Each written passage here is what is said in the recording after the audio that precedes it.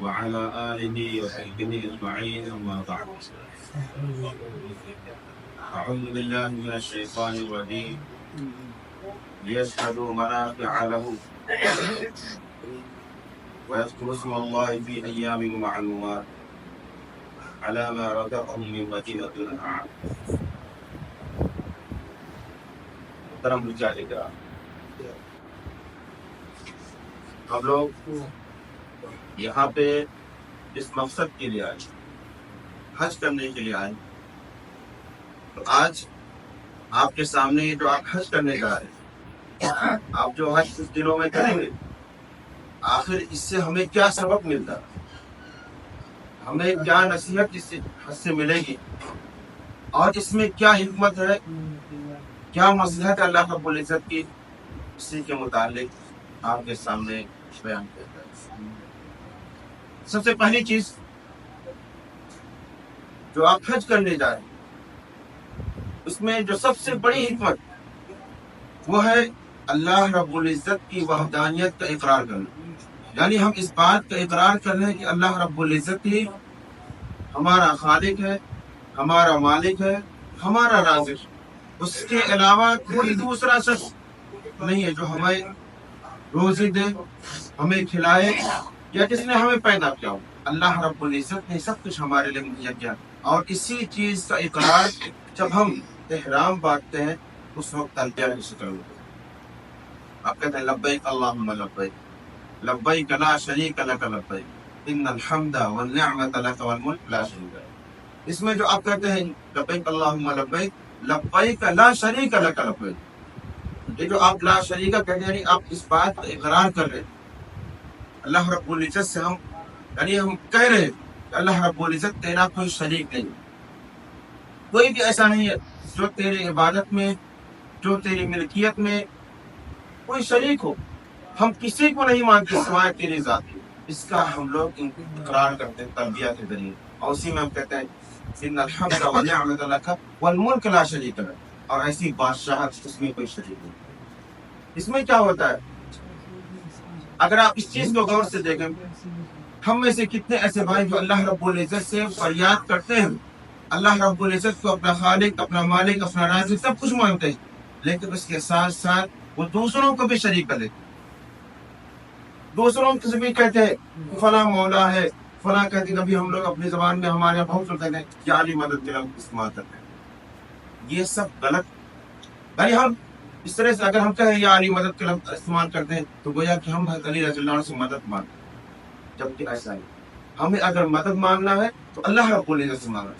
ہمیں اگر کسی بھی چیز کی کوئی ضرورت ہو، یقین کرنا ہو، بھروسہ کرنا ہو، سب کچھ اللہ رب العزت سے ہونا چاہیے، اور اسی سے ہمارا لگاؤ ہونا چاہیے. اور اسی کا ہم اقرار جب ہم کہتے ہیں لبیک اللہم لبیک، اس سے ہم اقرار کرتے ہیں.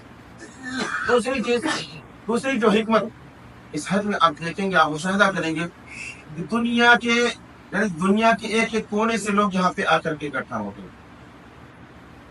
ہم نیپال سے آئے ہیں، ایسے ہی نیپال کے ہم کسی اور علاقے سے ہیں، دوسرے کسی اور علاقے سے. ہم نیپال ہی کیوں، ان علاقوں میں بھی نہیں گئے ہوں گے، اپنے ہی ملک میں ان علاقوں میں نہیں گئے ہوں گے، لیکن یہاں آ کر کے سب ملتے ہیں. ہر ایک کی اپنی تہذیب ہوتی ہے، ہر ایک کی اپنی ثقافت ہوتی ہے، ہر ایک کا اپنا بول چال ہوتا ہے. تو یہ ایسی پوری دنیا کے لوگ آ کر کے یہاں پہ مکہ میں اکٹھا ہوتے ہیں. تو اس چیز کا پتہ چلتا ہے کہ جو ہمارا مذہب ہے، دین اسلام، یہ کسی خاص علاقے کے لیے نہیں ہے، کسی خاص ملک کے لیے نہیں ہے، بلکہ یہ اسلام پوری زمین جہاں پہ لوگ رہ رہے ہیں، تمام کے تمام لوگوں کے لیے دین اسلام ہے. اس لیے کوئی بھی شخص یہ کہے کہ دین اسلام صرف فلاں ملک کے لیے خاص نہیں. ہر کوئی شخص جو بھی روئے زمین پہ ہے، وہاں تک ہمارا اسلام کا پہنچانا ضروری ہے. اگر وہاں کے لوگ نہیں جانتے ہیں تو ہم اپنے ان بھائیوں کو اسلام کا پیغام پہنچائیں. جہاں سے ہم آئے ہیں، حج کرتے جب ہم جائیں تو دین اسلام کا پیغام ان لوگوں کو جو نہیں جانتے ہیں ان تک پہنچائیں. یہ ہمیں اس حج سے سبق ملتا ہے. تیسری جو چیز ہے جو ہمیں حج سے پتہ چلتا ہے کہ آپ اپنے گھر سے جب نکلے، احرام باندھنے کے بعد آپ نے تلبیہ کہا اور یہاں پر آ کر کے طواف کیا. یہ جو کچھ بھی آپ کی جو روٹین ہے यानी आप 7 चक्कर लगा रहे खाने काबा के, बिस्मिल्लाह अल्लाह अकबर करके आप हजर अस्वद से ही आप इब्तिदा कर रहे हैं।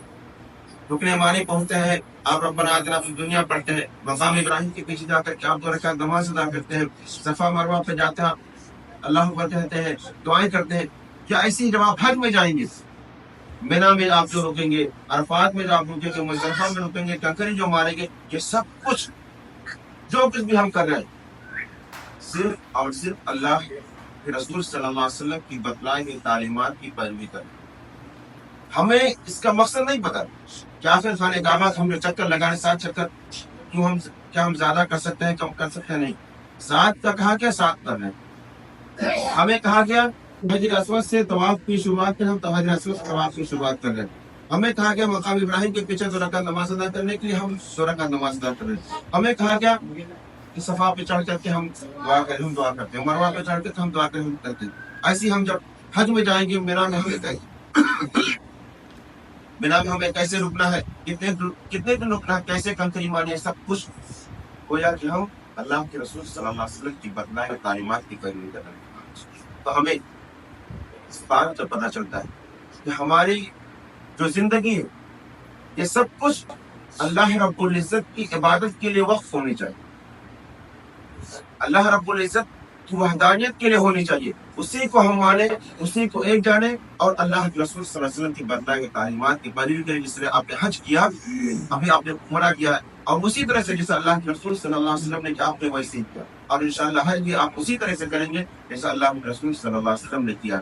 अगर हम इसमें किसी भी तरह कोई इजाफा करेंगे, कोई कमी करेंगे, तो फिर जिस नियत से हम आए हुए हैं हज करने के लिए, इतने पैसे लगा करके यहाँ पे हम वक्त दे रहे हैं, तो फिर अगर हमारा ये हज अल्लाह के रसूल सल्लल्लाहु अलैहि वसल्लम की बतलाई तालीमात के उल्टा हो गया, उसके खिलाफ हो गया, तो फिर ये हमारा हज मकबूल नहीं।